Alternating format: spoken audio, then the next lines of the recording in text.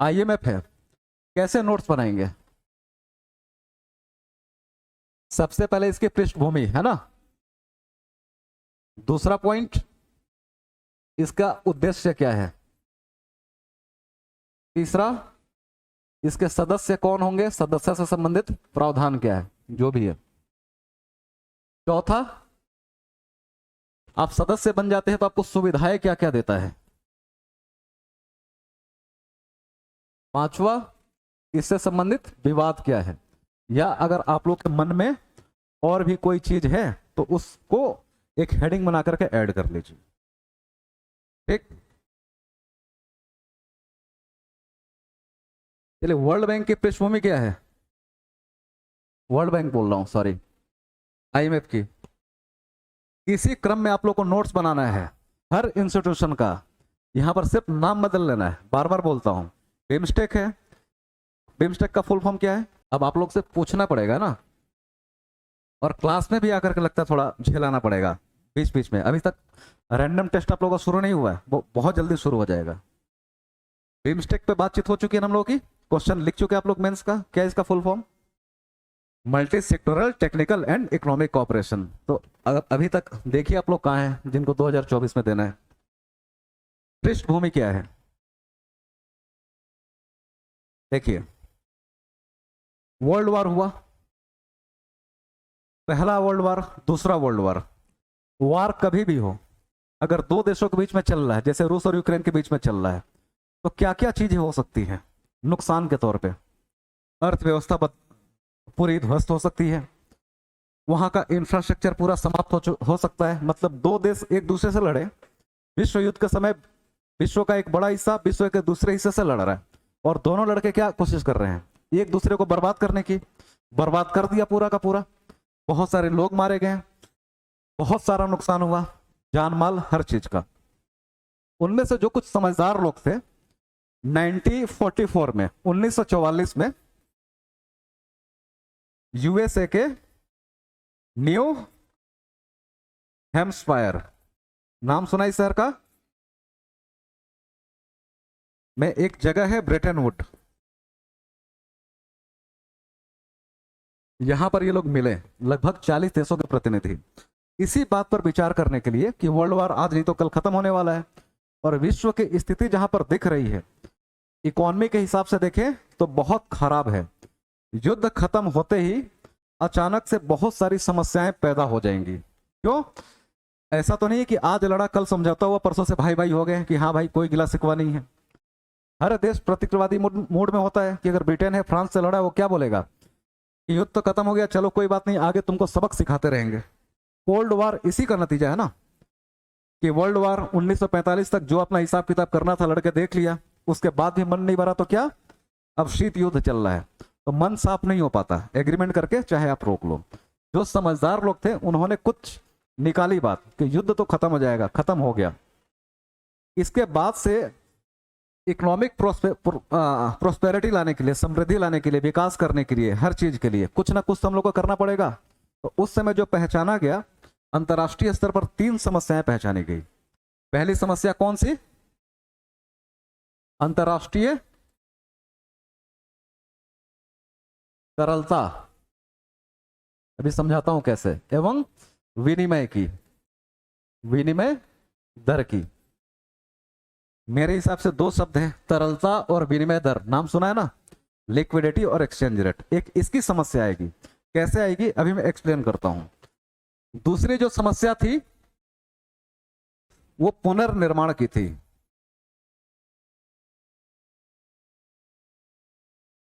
एवं विकास की। तीसरी जो समस्या थी अंतर्राष्ट्रीय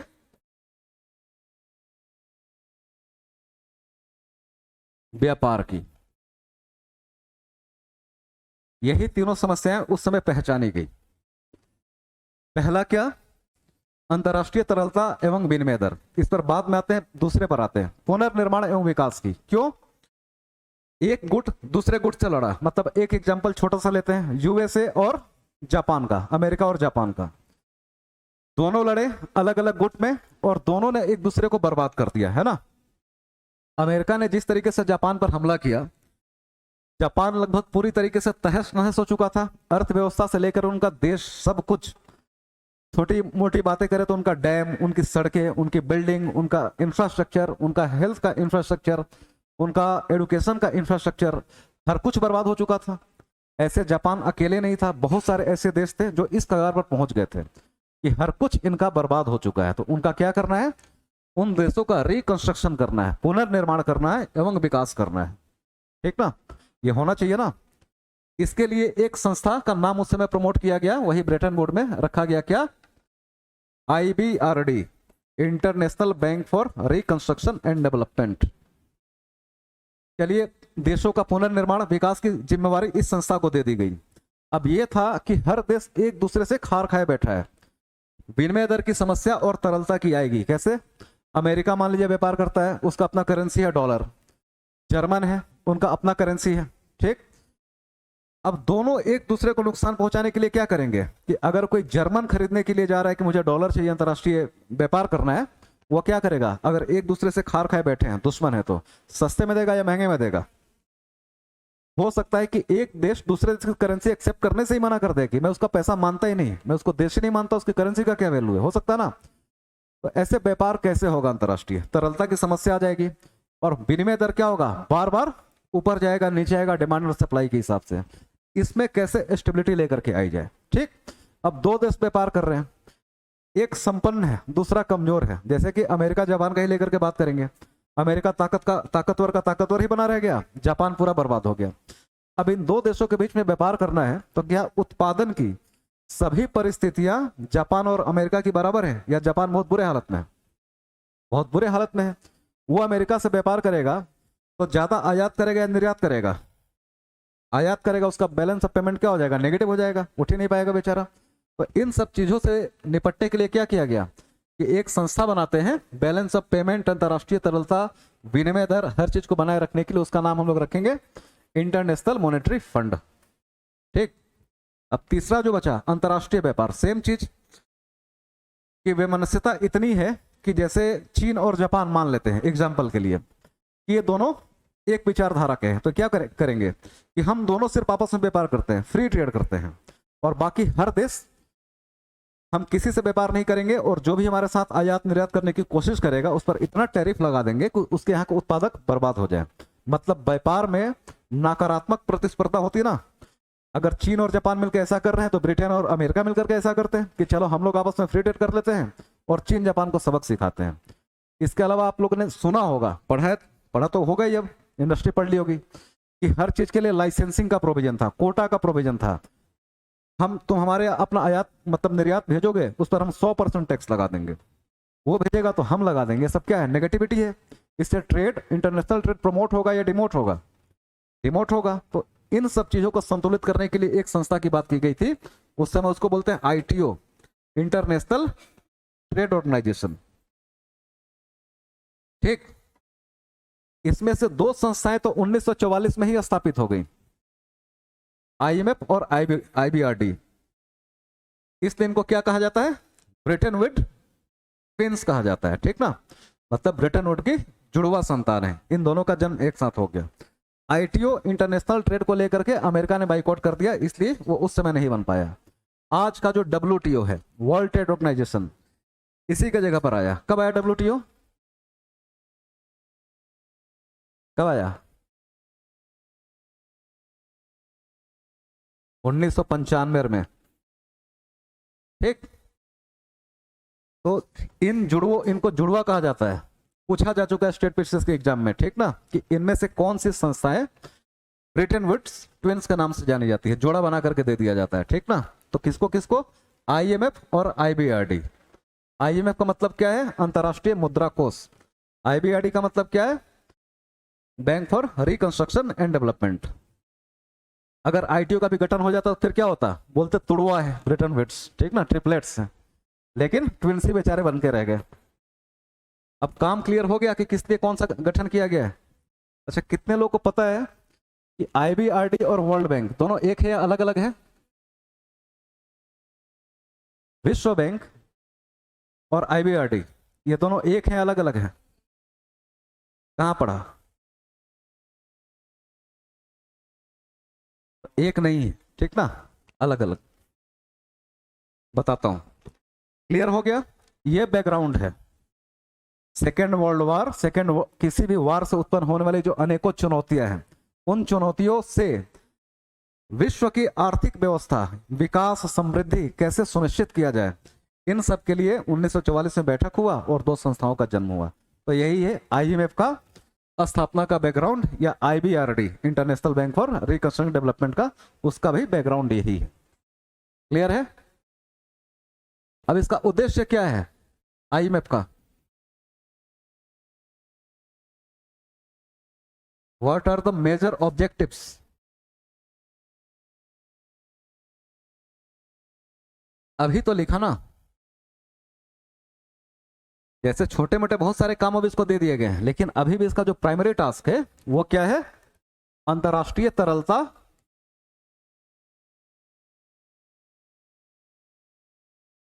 सृजन। क्यों? जब तरलता ही नहीं रहेगा तो व्यापार वाणिज्य सब कैसे होगा? ठीक ना। अंतरराष्ट्रीय स्तर पर तरलता संतुलित रहे, वो हमेशा बनी रहे, तरलता को और बढ़ाओ ताकि विश्व व्यापार और प्रमोट हो। तो अंतरराष्ट्रीय तरलता बना सृजन करना, उसको मेंटेन करना, ये इसका उद्देश्य है। दूसरा क्या है? विनिमय दर में स्थिरता।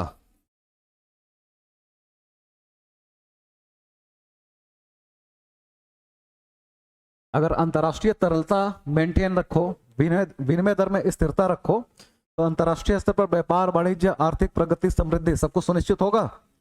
तो ये इसका दूसरा उद्देश्य है। तीसरा है, अगर कोई देश मतलब घाटे में जा रहा है, अंतरराष्ट्रीय तरलता का सृजन हो गया, विनिमय दर में स्थिरता हो गया, किसी भी देश का अगर बैलेंस ऑफ पेमेंट अकाउंट घाटे में है तो उसको असिस्ट करना, उसको घाटे से बाहर निकाल कर लेकर के आना। ठीक। इसके अलावा छोटे मोटे और सारे हैं, लेकिन फिर से एक बार हम लोग क्या लिखेंगे? ओवरऑल अंतरराष्ट्रीय स्तर पे वित्तीय स्थिरता सुनिश्चित करना, इकोनॉमिकल स्टेबिलिटी लेकर के आना, ये इसका उद्देश्य है। ठीक। और भी मैं फिर से बोल रहा हूं कि मेजर ऑब्जेक्टिव्स है। छोटे मोटे अगर आ जाएंगे ना, कि किसी देश की आर्थिक समृद्धि में सहयोग करना, तो सही होगा या गलत होगा? सही होगा। ऐसे छोटे मोटे देख लीजिएगा। ठीक। अगर कोई देश बर्बाद हो रहा है, उसका खत्म हो रहा है, तो क्या करना? उसको शॉर्ट टर्म, बाकी संस्थाओं में और आईएमएफ में एक ही फर्क है, जान जाइए मोटा मोटी, कि चाहे वर्ल्ड बैंक हो, चाहे आईडीए हो, चाहे आईएफसी हो, वो सब लॉन्ग टर्म लोन देती हैं। आईएमएफ कितना देता है? ये शॉर्ट टर्म देता है। सामान्य तौर पे कितना? 7 वर्ष का, 7 ईयर्स का ये लोन देता है, और 9% के ब्याज पे, जो अभी चल रहा है। ठीक ना। ये सही या गलत है? आईएमएफ शॉर्ट टर्म ही लोन दे, लॉन्ग टर्म ना दे। सही या गलत? सही है। क्यों?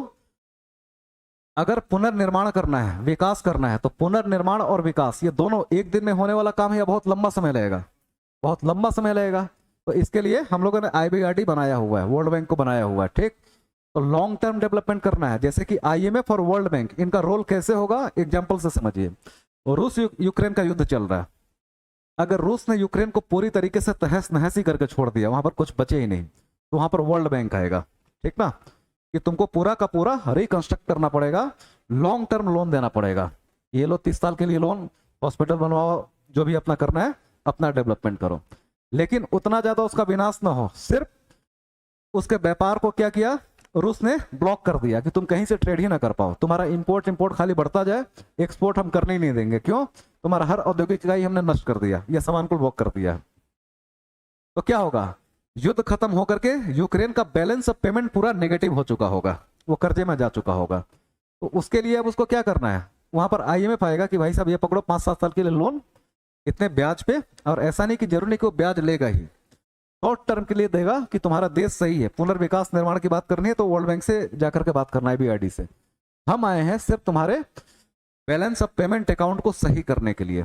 कि मुझे बताओ तुम्हारे पास कोई योजना है कि किस तरीके से अपने बैलेंस ऑफ पेमेंट अकाउंट को पॉजिटिव करोगे। वो बताएगा, उसके हिसाब से आईएमएफ उसको हेल्प करेगा। तो बर्बाद हो गया, विकास करना है, पुनर्निर्माण करना है, तो कौन आएगा? वर्ल्ड बैंक आएगा, ठीक ना, आईडीए आएगा, एडीबी आएगा अगर एशिया का बात है तो। और सिर्फ बैलेंस ऑफ पेमेंट अकाउंट सुधारना है तो आईएमएफ आएगा, ठीक। हाँ हाँ, तो मैंने बोला ना, उसके आगे भी बोला कि एशिया का है।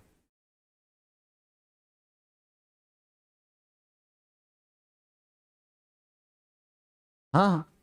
अच्छा, ये कोई भी संस्थाएं होती है ना, इन्होंने कसम नहीं खाया होता माटी की कि 1 इंच तुम्हारा जमीन उधर यूरोप में चला गया, मैं तुम्हारी मदद नहीं करूंगा। It all depends on humanity, और एक देश का दूसरे देश से रिश्ता कैसा है उस पर डिपेंड करता है, ठीक ना। चलिए, अब सदस्यता में दो है। एक तो इसके कितने सदस्य हैं अभी, कितने हैं, किस जमाने में जी रही हैं आप? 190 है, ठीक ना। और दुनिया में देश कितने हैं? इतना आप लोग का मतलब कैसे काम होगा? आप देखिए, आप मान लेते हैं 205 208। समझाने का मतलब मेरा सिर्फ इतना है कि लगभग 205 देशों में से 190 देश इसके सदस्य हैं। इसका मतलब समझ रहे हैं कि इसका रिच कितना है, ये कितना व्यापक होगा। अभी समझते हैं कि कैसे व्यापक होगा। तो 190 तो इसके सदस्य हैं। अब समस्या है कि इसके सदस्य बनेंगे कैसे, सदस्यता कैसे मिलेगी आपको? अच्छा, भारत इसका सदस्य है नहीं है ना? कब से है? हम्म, कब से है? हाँ, कब हुई थी इसकी स्थापना? कब हुई थी स्थापना? तो ऐसा कैसे हो सकता है आप लोगों का कि अभी लिख करके मिटाया हूं मैं? ठीक ना। क्या 19, अभी तो 1944 चिल्ला चिल्ला के बोल रहा हूँ, 1944 90। नहीं, वो जब बेचारा बना तभी से भारत शामिल हो गया था कि तुम जुड़वा पैदा हुए हो, एक तुम्हारे बाप हम भी हैं, ठीक ना, साथ में ही था भारत। कोई भी देश अगर इसका सदस्य बनना चाहता है तो वो कैसे बनेगा, ठीक। तो कुछ पैरामीटर्स हैं। कोटा सिस्टम का नाम सुना आप लोगों ने ना? कोटा सिस्टम होता है आईएमएफ में। चेहरे से देखकर लग नहीं रहा सुना है। खैर, आप मेंबर बनने के लिए जाएंगे तो जो क्राइटेरिया है इसके लिए, अर्हता कहिए, आईएमएफ दो बात बोलेगा कि वर्ल्ड बैंक के मेंबर हो, कि पहले वर्ल्ड बैंक की सदस्यता लेकर के आओ, ठीक ना। मतलब ये आवश्यक है आईएमएफ का मेंबर बनने के लिए कि आप वर्ल्ड बैंक के सदस्य हैं, ठीक ना। दूसरा, जो तुमको निश्चित कोटा दिया जाएगा,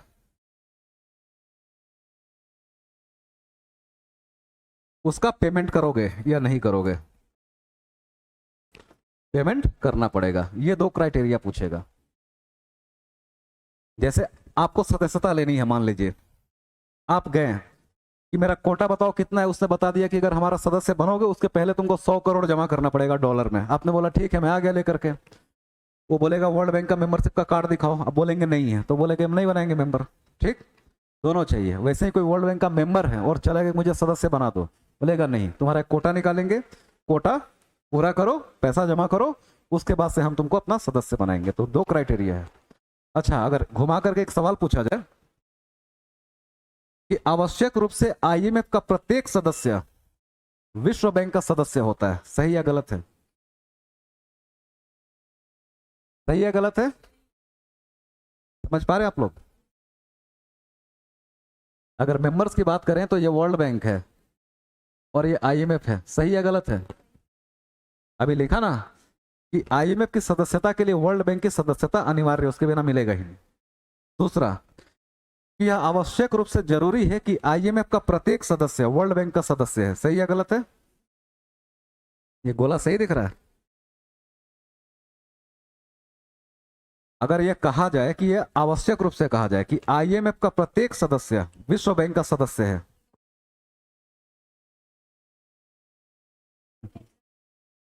आईएमएफ का प्रत्येक सदस्य विश्व बैंक का सदस्य है, ठीक।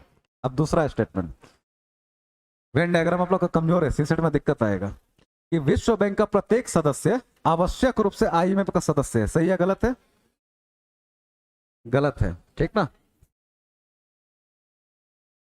ठीक है, तो ये तो क्राइटेरिया है।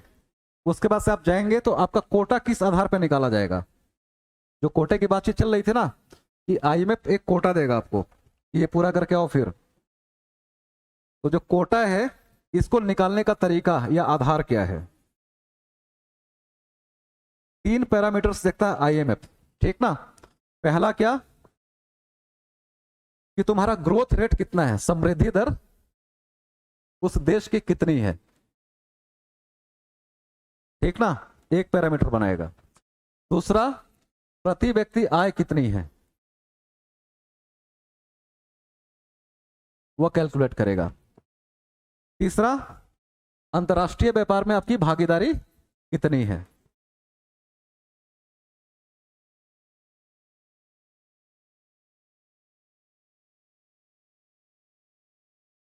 मतलब आप जाएंगे तो आर्बिट्ररी आईएमएफ अपने मन से नहीं बोलेगा कि 100 करोड़ डॉलर तुमको देना है। ये 3 आधार पे बैठ करके कि तुम्हारे देश का ग्रोथ रेट कितना है, तुम्हारे देश का पर कैपिटा इनकम कितना है और इंटरनेशनल ट्रेड में तुम्हारे देश की हिस्सेदारी कितनी है, इन तीनों आधारों पर आपका कोटा निकाला जाएगा कि तुमको 100 रुपया देना है या कितना देना है, ठीक ना। इन तीनों आधारों पर मिला करके नोट कर लिया। अच्छा, जिन्होंने नहीं किया दोबारा ये नहीं मिलेगा, यूट्यूब से देखना पड़ेगा, बहुत कॉम्प्लिकेटेड है जिसको मैं सरल भाषा में समझाने की कोशिश कर रहा हूं, ठीक ना। किसी किताब में भी नहीं मिलेगा, ये भी पहले बोल दे रहा हूं। 3-4 किताब पढ़कर एक कंक्लूजन निकालेंगे ना तो ये मिलेगा, नहीं तो आधे स्टूडेंट तो बेचारे रिजर्व ट्रांच और गोल्ड ट्रांच में उधर उलझ के रह जाते हैं। चलिए, आपका हो गया कि इस आधार पे आपका कोटा निर्धारित हो गया, कितना, 100 रुपया आपको देना है। ये जमा करने का भी ऑप्शन देता है आईएमएफ कि 25%, 100 रुपए का 25 रुपया जो है ना शुरुआती, या तो गोल्ड में दे दो, सोने के रूप में ला कर दे दो मेरे को, या फिर आईएमएफ ही बताएगा कि इस करेंसी में मुझे दो। यहां पर सामान्य तौर पर जो चलता है वो क्या चलता है, डॉलर। इस 100 में से 25 रुपया तो या तो डॉलर के फॉर्म में या फिर रुपए गोल्ड के फॉर्म में मेरे पास ला करके रखो। अगला 25 रुपया बोलता है, उसको बोलता है एसडीआर, मतलब अन्य किसी भी देश की करेंसी में जिसपे आईएमएफ और आपकी सहमति बनती है, आप ला करके 25 रुपया उस देश की करेंसी जमा कर दो।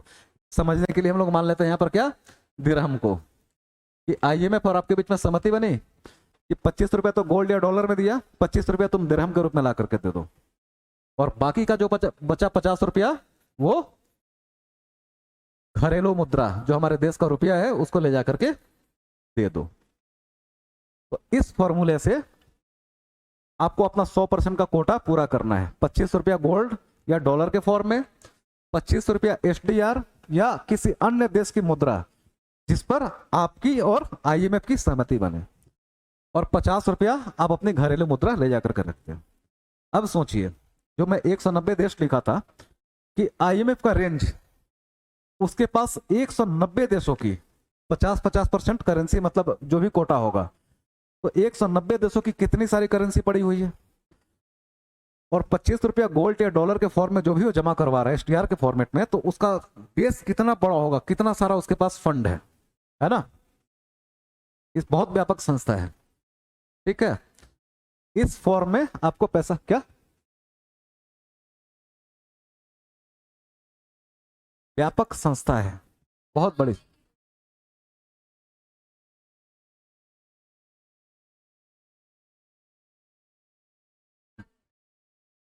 कैसे?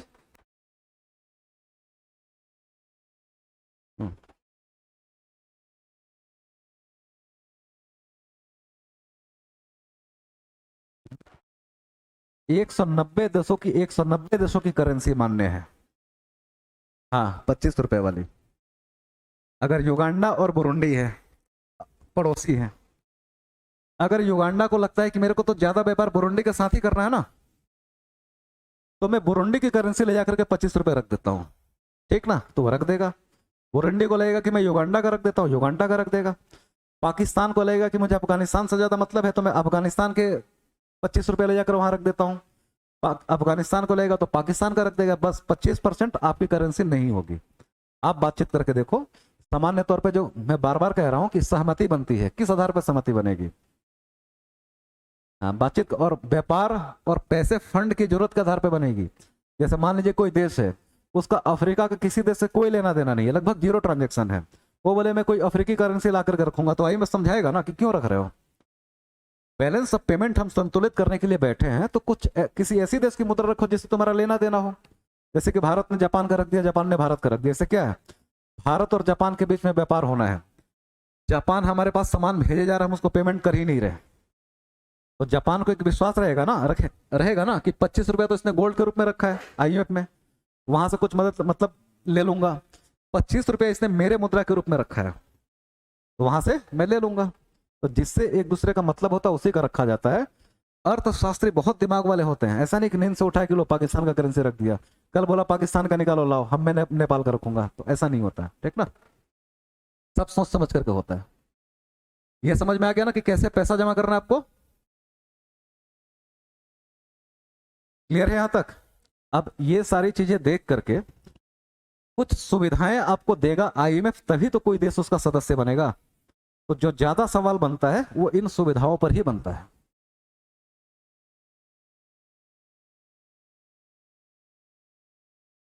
अच्छा, जब बेचारे का नाम है इंटरनेशनल मॉनेटरी फंड, तो क्या सहायता देगा? हथियार या फंड नहीं दे पाएगा, पैसा ही दे पाएगा ना। मतलब एक लाइन में कहें तो क्या देगा? वित्तीय सहायता देगा, फाइनेंशियल असिस्टेंस देगा, ये है ना। तो IMF जो वित्तीय सहायता देता है वो दो तरीके से देता है। एक देता है लोन के फॉर्मेट में, जो इस पर अभी बातचीत हुई ना। क्या चीज? हाँ, एक तो दे दिया लोन के फॉर्मेट में, और लोन अभी से ध्यान रखिए कैसा होगा? Short term. जरूरी नहीं है, लेकिन सामान्य तौर पर इसके अधिकतम अवधि जो होती है ना, सामान्य तौर पर फिर से बोल रहा हूं, ये हमेशा चेंज होने वाली चीज है, 7 वर्ष है, और ब्याज आपसे लगभग 9% के आसपास लेगा। तो एक तो लोन का है। हर देश चाहता है, जैसे कि इंडिविजुअली भी हर कोई चाहता है कि चलो मेरी अपनी कमाई है, लेकिन इमरजेंसी का सिचुएशन है तो कोई देनदार बैठा हो बेचारा, थोड़ा ब्याज ले ले लेकिन दे दे समय पर। हर देश भी चाहता है कि अपनी तो कमाई है ही, काम चलाने की कोशिश करेंगे ही, लेकिन जब समस्या है तो कोई ऐसा संस्था संगठन हो जो हम लोग को मदद करने के लिए तैयार हो। एक लोन देता है, और दूसरा देता है आपको सुविधाएं, फैसिलिटीज।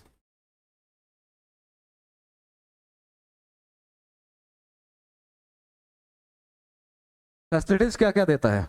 देखिए, पहला जो भी फैसिलिटी देता है ना, वो SDR के फॉर्म में देता है, ठीक ना। SDR का नाम सुना है? क्या है पूरा नाम? IMF जो भी मदद करता है, जैसे हमारी पार्लियामेंट जो भी काम करती है, किससे काम करती है? विधेयक के माध्यम से, रिजोल्यूशन के माध्यम से, कानून के माध्यम से। ऐसा नहीं कि आज से इंडिया का नाम पाकिस्तान हो गया या इंडिया का नाम भारत हो गया, हाथ उठाओ सब बोलो जय, ऐसा नहीं होता है। सब कुछ क्या होगा? बिल के माध्यम से होता है।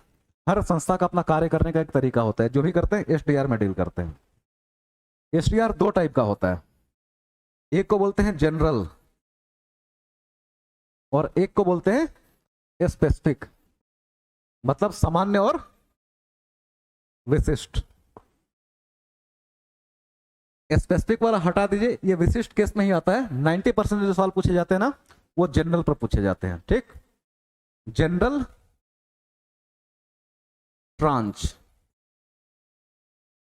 Specific tranche. ट्रांच एक इस्तेमाल होने वाला शब्द है जिसका मतलब है सुविधाएं, ठीक ना। जनरल ट्रांच में भी ये दो तरीके से, दो प्रकार का ट्रांच देता है। एक को बोलते हैं रिजर्व ट्रांच, रिजर्व ट्रांच, और दूसरे को क्रेडिट ट्रांच। एक बार पहले भी मैं बातचीत कर चुका हूं इन चीजों पर। यहां तक आते कुछ समझ में आया या उड़ता जा रहा दिमाग से? तो पहुंचना एक्चुअली हम लोग को यहां था। अब हर संस्था में आप लोग को पहुंचना ऐसे ही है, इस तरीके से बताया कि अब रिजर्व ट्रांच क्या है और क्रेडिट ट्रांच क्या है, यहीं पर सबसे ज्यादा सवाल बनेंगे। ऊपर का मिटा दूं? देखिए, आपसे आईएमएफ ने कितना पैसा जमा करवाया? 100 रुपए जमा करवाया था ना। और अब क्यों पैसा जमा करेंगे? क्योंकि आपको कुछ सुविधा चाहिए। तो बोलेगा ना कि तुमको जब भी मन करता है, तुम्हारे तुम्हारे सामने समस्या आती है, तो जो तुम्हारा कोटा है,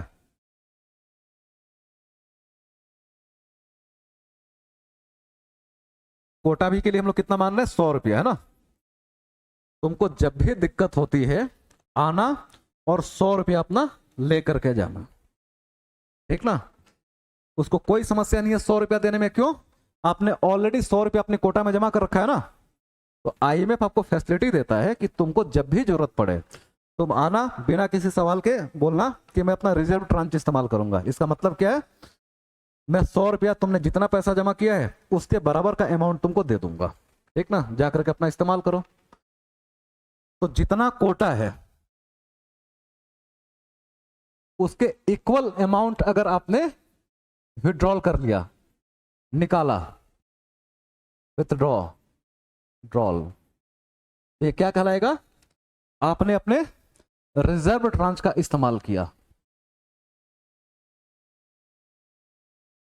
क्लियर है? कोटा के बराबर अगर अमाउंट आपने निकाल लिया, मतलब आपने रिजर्व, आरक्षित ट्रांच का इस्तेमाल किया, ठीक ना। इसी को सुरक्षित ट्रांच भी बोलते हैं, ठीक ना। रिजर्व ट्रांच या सिक्योर ट्रांच, जो भी आए शब्द। और यूपीएससी की खासियत है कि बस घुमा घुमा कर शब्द ही सिर्फ बदल देगी, समझ में ही नहीं आएगा। आरक्षित ट्रांच लिख दिया, रिजर्व ट्रांच लिख दिया, सिक्योर ट्रांच लिख दिया, ये लिख दिया। अब उसमें एक शब्द था गोल्ड ट्रांच, है ना। तो अगर कोई देश अपने कोटा का, यहां पर इक्वल अमाउंट कर लीजिएगा, 25% अमाउंट विड्रॉल करता है,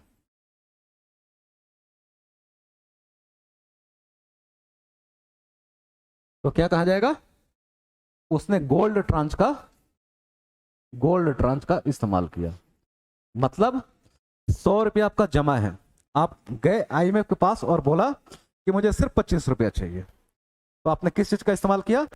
गोल्ड ट्रांच का। इसी का मतलब कोई भी देश अपने निर्धारित कोटे का यदि सिर्फ 25% राशि विड्रॉल करता है, तो उसने गोल्ड ट्रांच का इस्तेमाल किया, इस सुविधा का।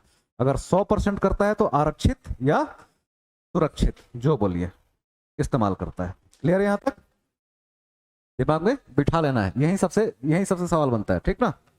अब चलिए, अगला बचा है क्रेडिट ट्रांच।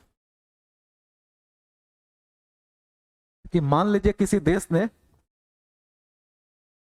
जोर से बोलिए, ये रिजर्व लिखा है, RESCRVE, रिजर्व। रिजर्व ट्रांच और क्रेडिट ट्रांच दो टाइप का सुविधा होता है। हाँ,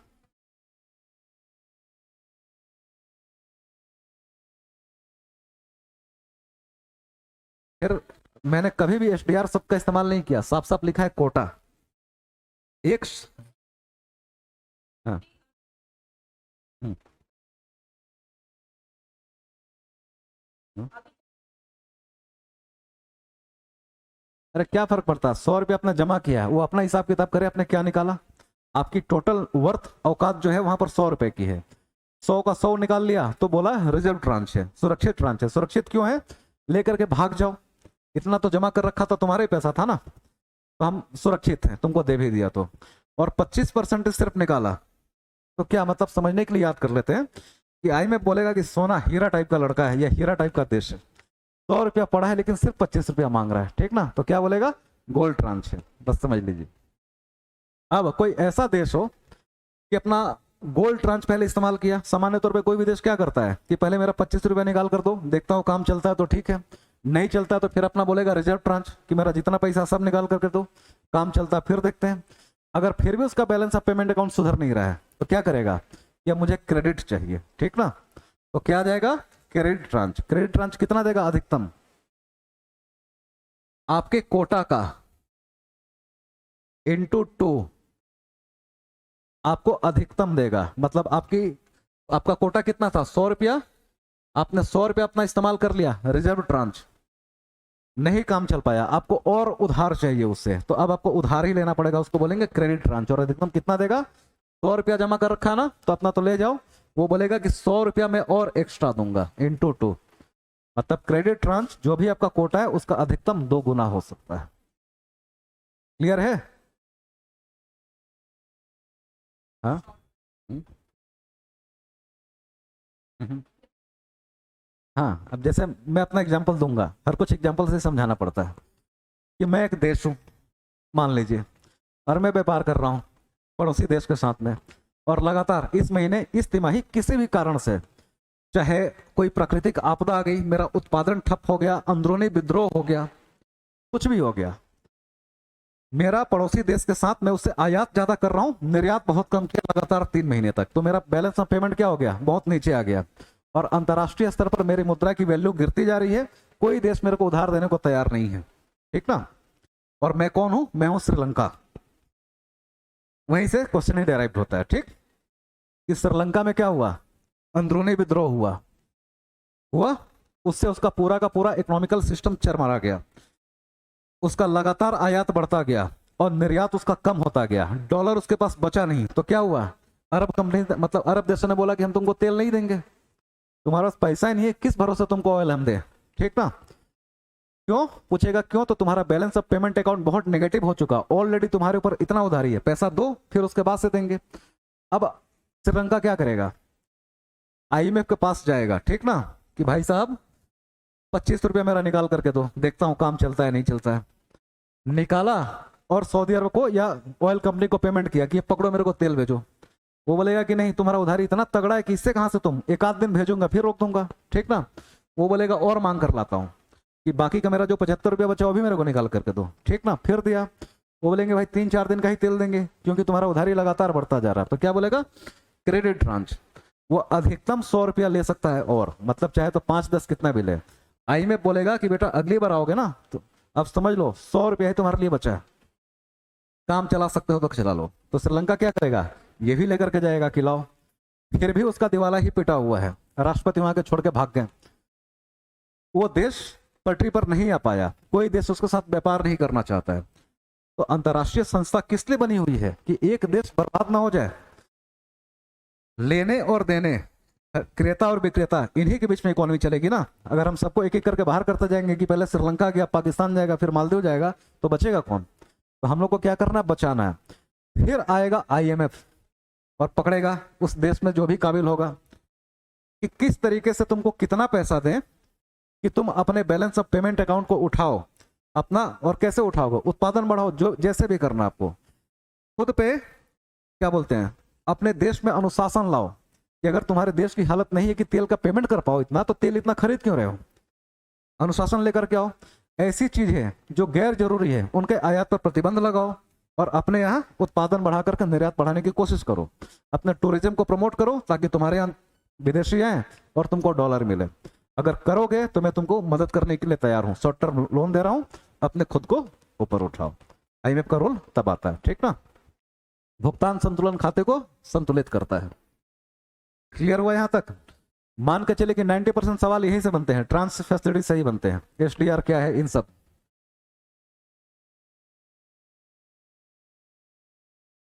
फॉरेक्स का नाम सुना है? FOREX।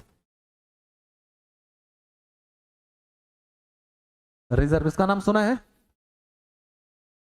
इसमें क्या क्या चीजें शामिल है?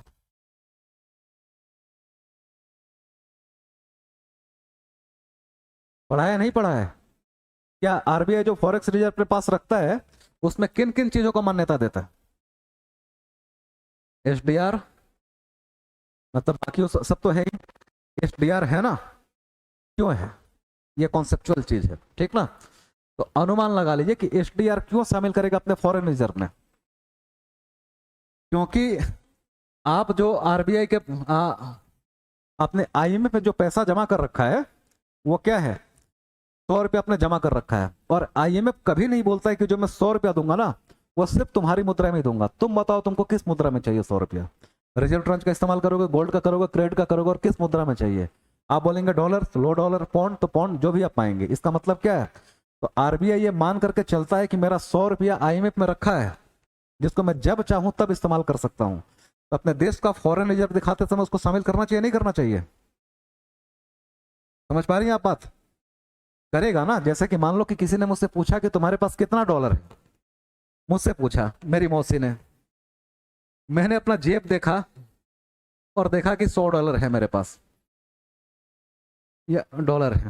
फिर मुझे याद आया कि जो पड़ोसी का घर है उसमें गड्ढा खोद करके $50 मैंने वहां भी छुपा रखे हैं, और मौसी ने कसम दी है माँ की कि सच बताना कितना है, $1 भी नहीं छुपाना।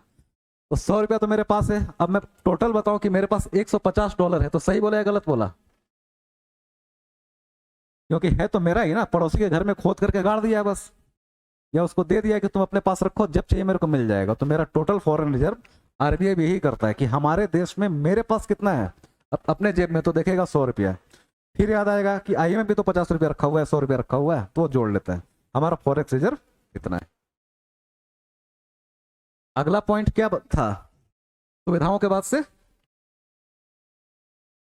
विवाद।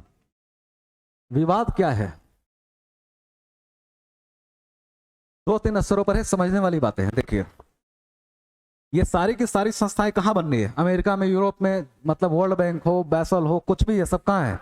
यूरोप और अमेरिका में ही है। क्योंकि जब वर्ल्ड वॉर समाप्त हुआ तो यही देश बचे हुए तो कुछ करने की हालत में, बाकी तो कटोरा लेकर के खड़े थे, तो क्या उस समय करेंगे? तो हर जगह इन्हीं की मोनोपोली है। जैसे कि एक रूल है, वर्ल्ड बैंक का जो भी प्रेसिडेंट होता है, अध्यक्ष, वो कहां का होगा? लिखा नहीं है, परंपरा है, क्योंकि उन्हीं की दादागिरी है, यूएसए का होगा। ठीक ना? ऐसे ही आईएमएफ का प्रेसिडेंट नहीं होता। आईएमएफ का में जो सबसे बड़ा अधिकारी होता है उसको बोलते हैं क्या? मैनेजिंग डायरेक्टर, प्रबंध निदेशक। इनकी आपस में सहमति है विकसित देशों की, ये यूरोपियन यूनियन से होगा।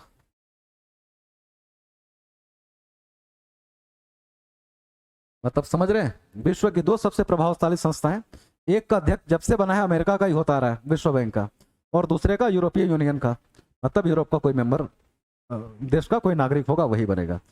तो एक विवाद तो यही है कि ऐसा क्यों कर रखा है। जब 190 देश है तो 21 देश मान लीजिए यूरोपियन यूनियन के और एक यूएसए का, 2 सबसे बड़ी संस्थाओं के अध्यक्ष तुम ही लोग क्यों बनोगे?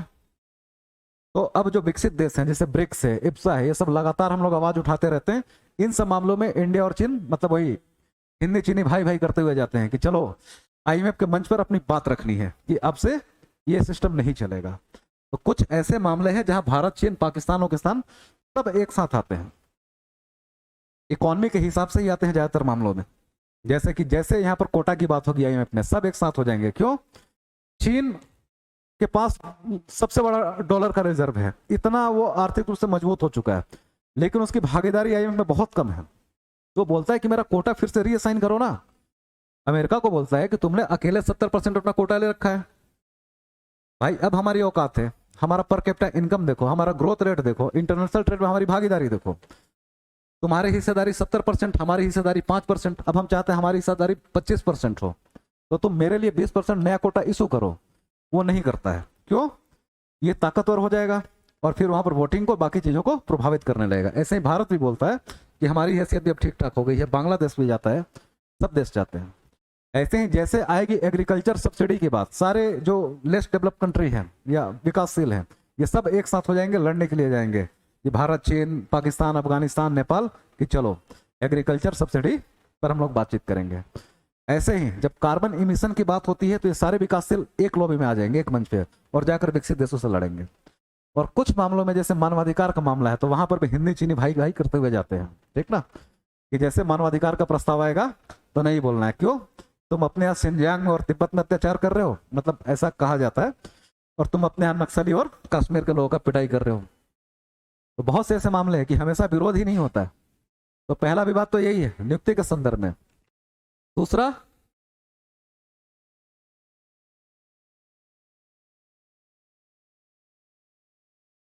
हाँ, जैसे कि सीधा का सीधा 1990 में भारत का क्या हुआ? Balance of payment he crisis आया ना, यूएसएसआर का विघटन हो गया, वही हमारा सबसे बड़ा ट्रेड ब्लॉक था, खत्म हो गया। हमारे पास 15 दिन का पैसा बचा कि हम मतलब अपना आयात कर सके, भुगतान का पैसा ही नहीं बचा था। तो भारत गया मदद मांगने के लिए आईएमएफ के पास कि मदद करो, हमारी बैलेंस ऑफ पेमेंट अकाउंट हमारा ठीक करने में मदद करो। वहां अमेरिका या बीच में, अमेरिका क्या बोला, आईएमएफ का काम थोड़ी ना कि हम जा रहे हैं इराक पर हमला करने, ठीक ना। क्या ना ऑपरेशन चलाया था, ऑपरेशन डेजर्ट करके ऐसे कुछ चलाया था कि हम जा रहे हैं इराक पर हमला करने के लिए, हमारे लड़ाकू विमान प्रशांत महासागर से उड़ करके आएंगे, ऑस्ट्रेलिया में तेल भरेंगे, फिर यहाँ से रिफ्यूल होने के बाद से जो उड़ेंगे ना तो इराक तक पहुंच नहीं पाएंगे, उनके बीच में एक और जगह कहीं रिफ्यूलिंग करनी पड़ेगी, तुमको अपना जगह देना पड़ेगा कि अपना तुम्हारे बॉम्बे एयरबेस पर हम लोग उतारेंगे, अपने लड़ाकू विमान में तेल भरेंगे और फिर जाकर इराक पर बम गिराएंगे। अब भारत के सामने दो समस्या कि हमारा और इराक का रिश्ता शुरू से अच्छा रहा है, कभी लड़ाई झगड़े का बात ही नहीं रहा, सबसे बड़ा सबसे अच्छे दामों में हम लोग को तेल देता था, तो कैसे करें। और दूसरा, इराक नजर ला के बैठा है कि हमारा ही तेल हमसे खरीद कर लेकर के गए हो, है ना, और दुश्मन के जहाज में भरोगे और भेजोगे कि हमारे ऊपर बम गिराओ, ठीक ना। लेकिन भारत को करना पड़ा और कोई रास्ता नहीं था। ये क्या है, दादागिरी है ना। जो अमेरिका ने बोला, आईएमएफ ने यही शर्त रखा होगा, मतलब वो तो व्यवहार में कुछ है रखा, सामने सैद्धांतिक तौर पे अंदर की बात यही थी। सारे के सारे विकसित देश इन लोगों ने क्या कर रखा है, इन संस्थाओं पर कब्जा कर रखा है और अपने हिसाब से इस्तेमाल करते हैं, ठीक। ये सब विवाद के मुख्य बिंदु है। उसके बाद से क्या होता है, कोऑर्डिनेशन। हमेशा किसी भी संस्था में एक समस्या रहेगी, इस सभी मुद्दों पर आमतौर पे सहमति बन नहीं पाती है, ठीक। और कुछ इसमें बचा,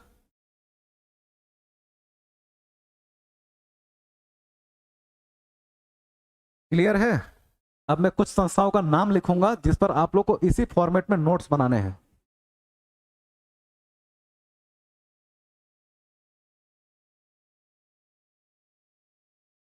पहला है वर्ल्ड बैंक, सेम चीज। स्थापना कब हुआ, पृष्ठभूमि क्या है, स्थापना, इसके सदस्य कितने हैं, इसका उद्देश्य क्या है, इससे संबंधित विवाद क्या है, ठीक ना, सारा का सारा। तो पहला विश्व बैंक। विश्व बैंक का ही एक अंग है IBRD, international bank for reconstruction and development, ठीक। दूसरा है आईएफसी, इंटरनेशनल फाइनेंस कॉरपोरेशन। तीसरा है आईडीए, इंटरनेशनल डेवलपमेंट एसोसिएशन। चौथा है मीगा, MIGA, multilateral investment guarantee agency. पांचवा है ICSID, international centre for settlement of investment dispute, international centre for settlement of investment dispute. Hindi में बोलना पड़ेगा या ढूंढ लेंगे आप लोग, ठीक ना, बहुत आसान है। तो ये अगर कर लिया तो ये मान करके चलिए कि वर्ल्ड बैंक और उससे संबंध, आईएमएफ एक अलग था तो हो गया डिटेल में, ये कर लेंगे ना तो वर्ल्ड बैंक की तरफ से निश्चिंत हो जाइए आप लोग, इतनी सारी एजेंसियां हैं। उसके बाद से सिर्फ एक बड़ा ब्लॉक बनेगा, वो किसका बचेगा, यूएन का। तो उसमें धीरे धीरे एक एक चीजें हो रही हैं, नेटो हो गई है, इंटरनेशनल कोर्ट ऑफ जस्टिस हो चुका है, एक सही समय आने पर हम लोग इंटीग्रेट करके सबको पढ़ लेंगे, ठीक। तो ये आप लोग का काम है कि नोट्स बनाना है, ठीक ना।